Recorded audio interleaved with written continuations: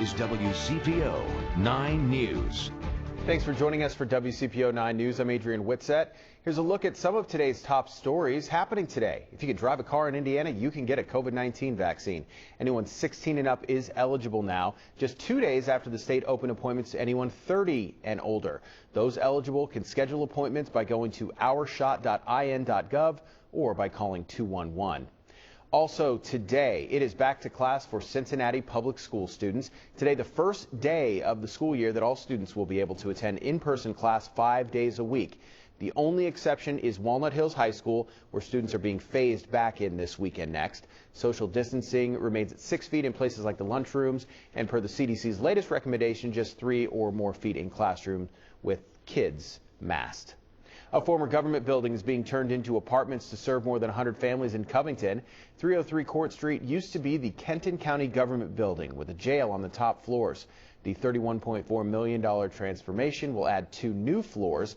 The mix of studio 1 and 2 bedroom apartments will include balconies, and construction is starting in July with a goal of having this all up and running by the summer of 2023. Austin. Well, it looks like some cooler temperatures, at least for today, compared to yesterday. We saw some 70s yesterday, and today we're in the 40s and 50s with some cloudy skies for the afternoon, and it is going to be a little breezy with winds out of the northwest around 10 to 15 miles an hour. Tonight, temperatures continue to drop. We do have a freeze warning in effect for all the purple shaded counties until 11 o'clock in the morning, and that means temperatures are going to be in the 20s for tomorrow, with feel-like temperatures in the teens and 20s, and it won't get much warmer. Here's your forecast, at least for that Reds opening day game. We're looking at 39 degrees with a few flurries out there. It is going to be quite chilly before warming up for the weekend. Guys, this is certainly a sigh of relief for a lot of parents who have been working on educating their child while trying to work from home as well. But returning to the classroom does have its challenges too. That's why returning full-time is just an option. The Cincinnati Digital Academy is still offered to students as well as distance learning through Schoology.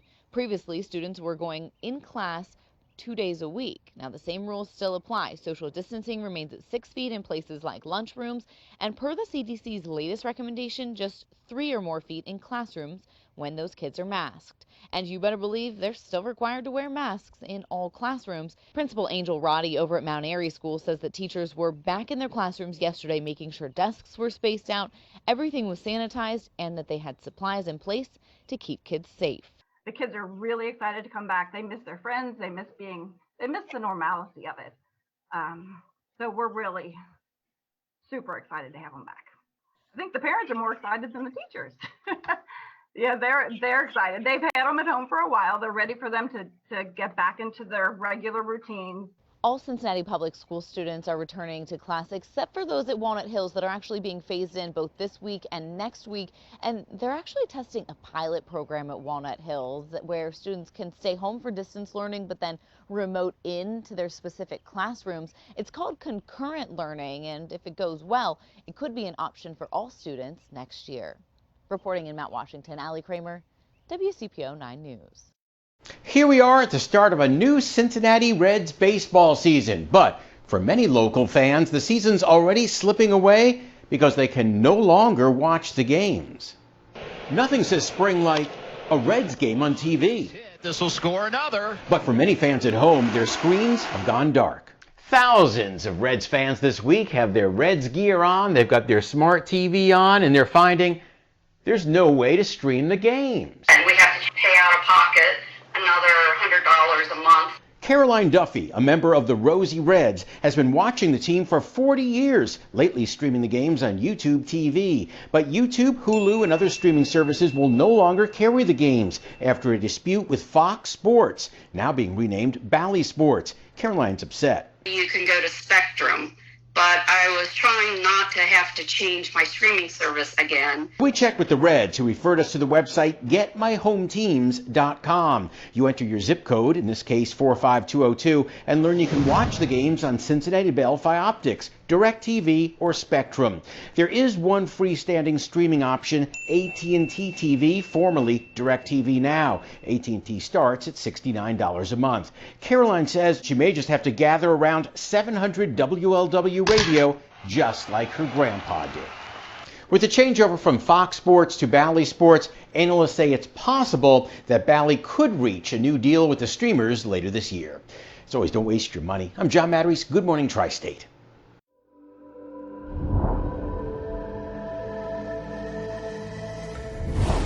Today, President Joe Biden will unveil his infrastructure plans for the country.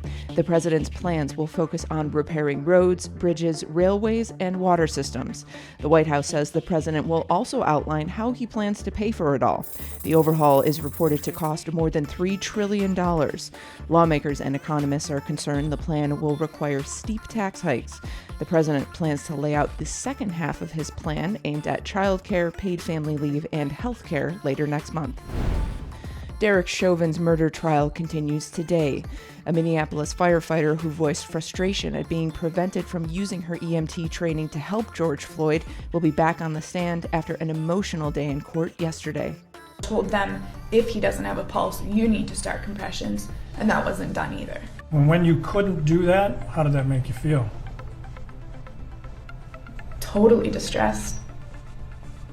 Were you frustrated? Yes. Other witnesses described the panic and emotions they felt watching Chauvin kneel on Floyd's neck that day. I was sad and kind of mad. And tell us, why were you sad and mad?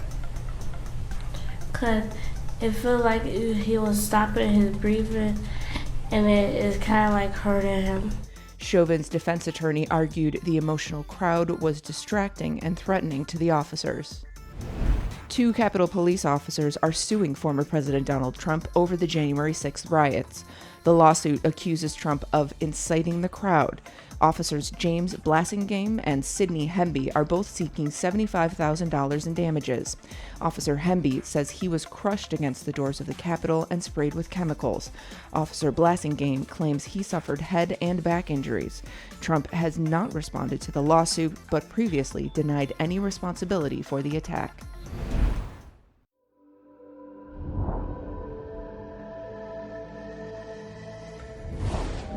Millions of Americans have had their student loan payments paused for the past year.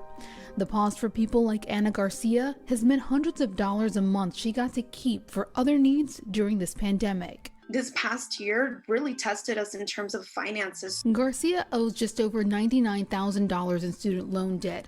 For the past few years, she has been paying $250 a month to chip away at that debt.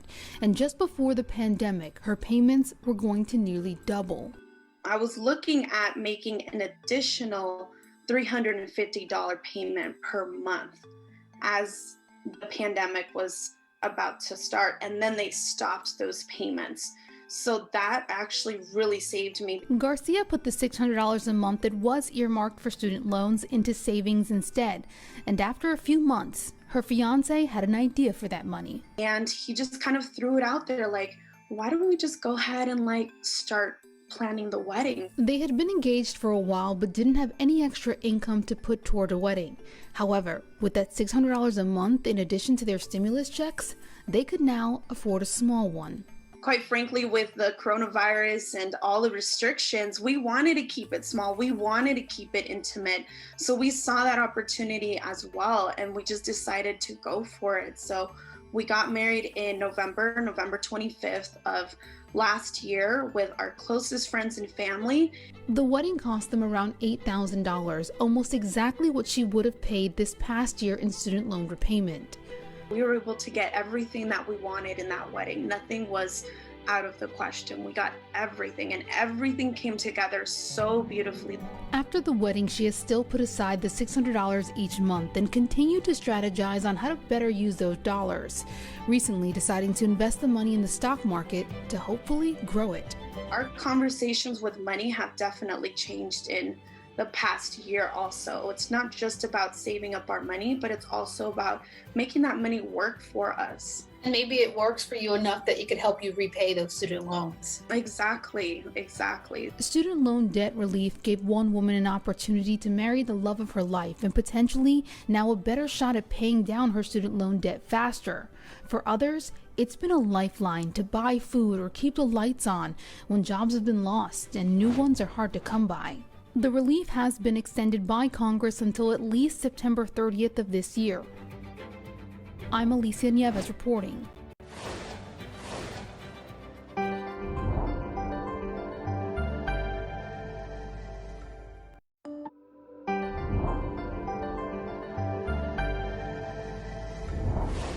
A genocide survivor is using her own story to help others be resilient against hatred. The Cat I Never Named is a story about the Bosnian genocide, and it's getting a lot of attention for its parallels to current events.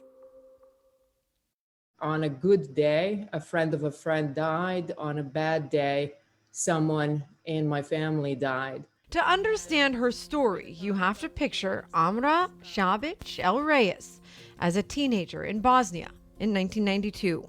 Her childhood was unlike any other. In fact, she says back then she often wondered what other teens were experiencing rather than her reality. I lived for 1,150 days under Serb military siege with no food, with no access to electricity, to the outside world. We were bombed daily. They saw horrific things. Amra tells the story of a cat that befriended them.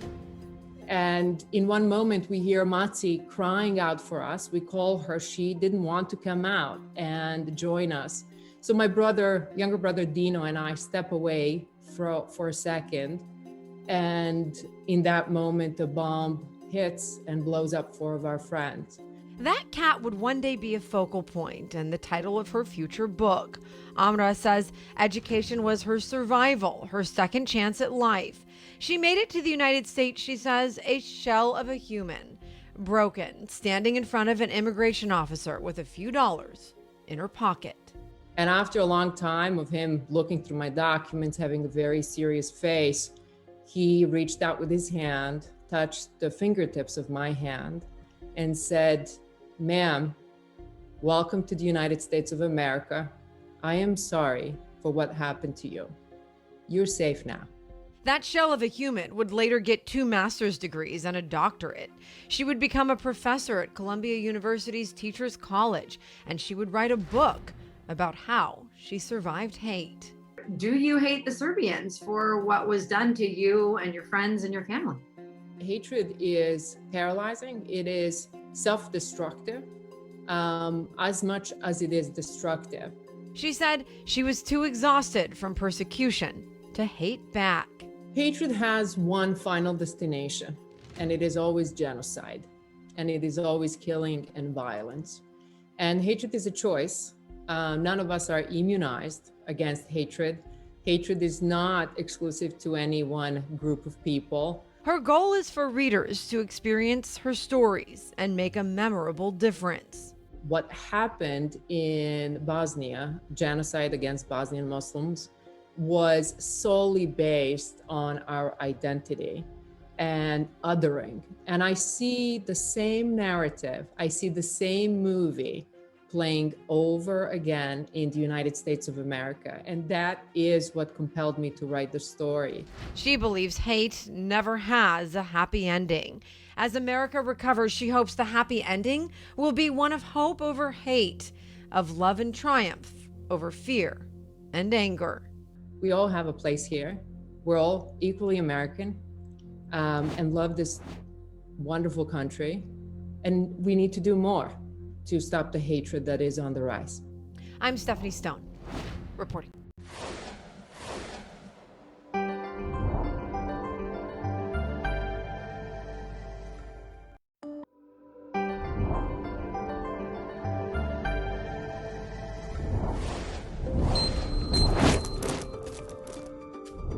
Mary Watkins feels strongly about getting her yearly mammogram on time and equally passionate about getting the COVID-19 vaccine.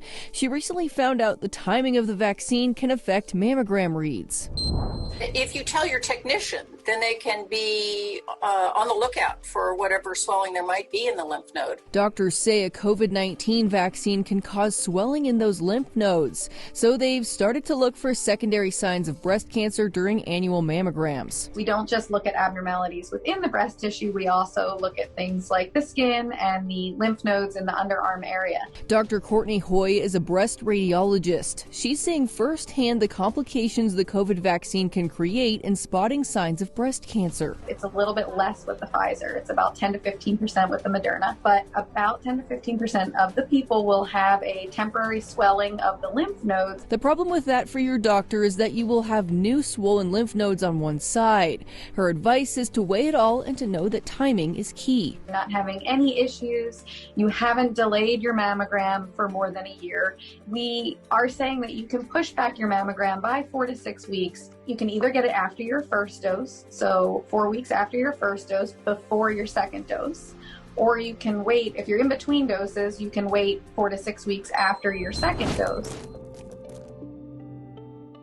Well, looks like some cooler weather moving in, at least for the remainder of the work week. Yesterday we saw some 70s, and today we are stuck in the 40s and 50s. Fortunately, the rain chances do decrease throughout the day. We'll see some cloudy skies, though, for the afternoon, with winds topping out around 15 or even 20 miles an hour. So a bit of a cool, cloudy, and even blustery afternoon forecast before dropping once again for tonight. Temperatures will be dropping down to around the 20s, and that means a freeze warning in effect for parts of the tri-state. That's the purple shaded counties until 11 o'clock in the morning tomorrow. And so if you are an early riser, expect temperatures in the 20s with feel-like temperatures in the teens and 20s, and it won't get much warmer, at least for tomorrow. Opening day baseball is going to be feeling more like winter. 39 degrees out there. A couple snowflakes could fall with winds out of the northwest around 10 to 15 miles an hour, feeling more like the 20s. But here's a look at the 9-day forecast with some warmer temperatures on the horizon for both Saturday and Sunday.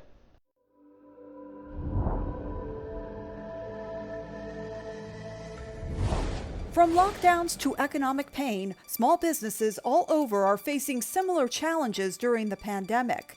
Now, one nonprofit is helping small business owners find ways to help one another.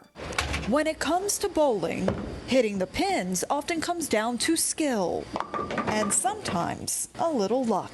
When you're losing money, every dollar that you can bring in, helps stretch out, the possibility of you making it. Rick Novak is the owner of the Royal Family Bowling Center and nearby Royal Cinemas in the town of Front Royal, Virginia. Two small businesses that require people to survive. Initially, it started off very slowly. That's because pandemic restrictions initially shut down both businesses before leading to more limited numbers allowed recently. He's held on to his employees, but it hasn't been easy. I am frustrated at the moment. I don't really know what to do exactly, but I know that this isn't working. There are more than 30 million small businesses in America, and the pandemic has not been kind to many of them. Right now, there are more than 160,000 small businesses that have closed because of COVID-19. We were hearing from a lot of small business owners that were struggling and didn't know kind of where their voice was being heard. So Victor Rogers and other business partners stepped in to form the Alliance to Save the American Dream. We're small businesses helping small businesses. It's a nonprofit that, through an online portal, offers resources and helps to connect small business owners around the country with each other to exchange ideas and offer advice to weather the COVID-19 era. There's an old adage that says, you don't follow a general who doesn't have scars. So we have kind of experienced our own life experiences and business experiences, and we want to share those in what works. Among those small business owners who tapped in, Rick Novak. They're sharing tips and tricks that others have used. I mean, one of the neat things that's come out of all this is that we are all talking to each other more, even as competitors. We're like, hey, I tried this, you should try it. Novak hopes that with vaccine rollouts, people will begin venturing out more, especially to movie theaters. A tough sell right now. There are lots of folks that are still frightened. I really think that people want to get out of their homes. And eventually get back into a sense of normalcy. In Front Royal, Virginia, I'm Maya Rodriguez.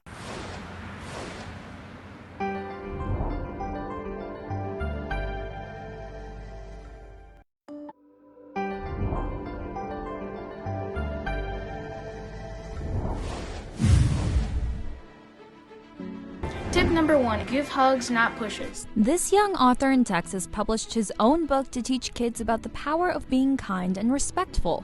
6th grader Ethan wrote Welcome to Niceville. The book is about a town that tries to maintain a friendly and non-bullying environment. So I thought it would be cool to write a bullying book to teach younger generations about bullying and why it's important to know about. For the kids who are being bullied, Ethan wants them to know that they should not be afraid and to speak up. Bullying is hurtful in many ways, and it can leave an impact on many people. They are creative, courageous, innovative, mischievous, but very loving, all at the same time. This 12-year-old put his creative skills on paper. Joshua wrote the book titled The Coulson's Family, The Family of Peace. He's an only child, but his story is about a family of 11. This book of their experiences takes you on a journey to the life of a large family that laughs, cries, prays, and fellowships together. I wanted to share the story with other kids because I want to encourage them that they can also write as well. This 9-year-old girl in Texas wrote not just one, but 2 books. Evelyn says her first book was inspired by her rescue dog, Rocky. It is called Captain Paws and is about a stray dog who gets zapped and turns into a super dog. The second book was inspired by her classmate's cat.